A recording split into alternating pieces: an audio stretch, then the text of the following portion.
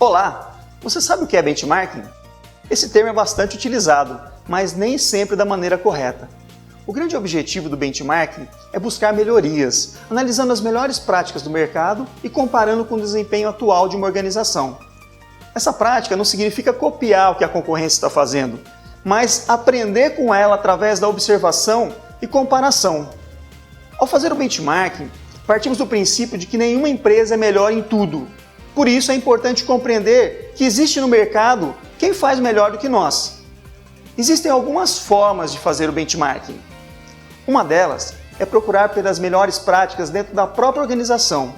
Em unidades diferentes, em outras áreas, departamentos, tem como vantagem a facilidade de acesso às informações e os custos baixos.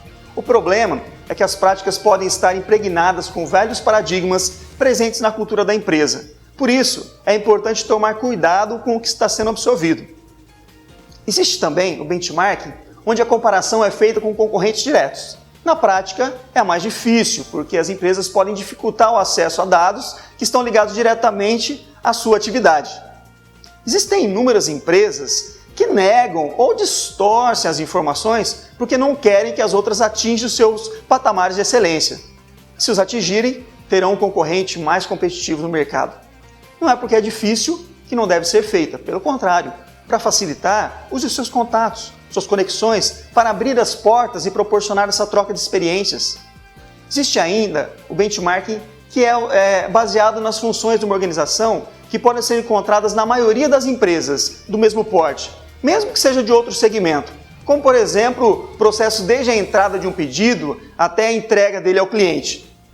É nesse tipo de benchmarking que encontramos a maioria dos exemplos práticos e que as empresas estão mais dispostas a colaborar e serem mais transparentes.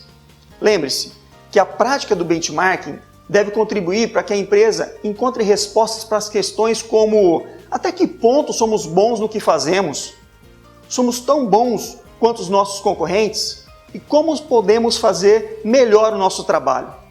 Mas cuidado, fazer uma simples visita a alguém não pode ser chamado de benchmarking. Isso por si só não trará nenhum resultado. Fazer uma cópia do que está dando certo também não. Cópias nunca trarão os mesmos resultados. Haverá sempre a necessidade de ajustes, adaptações e aprimoramentos. E é isso que garante a evolução da ideia original. Como tudo em gestão, só funciona se for bem utilizado. Portanto, pense nisso, sucesso e até uma próxima. Caput Consultoria. Nosso negócio é ajudar o seu negócio. Acesse caputconsultoria.com.br.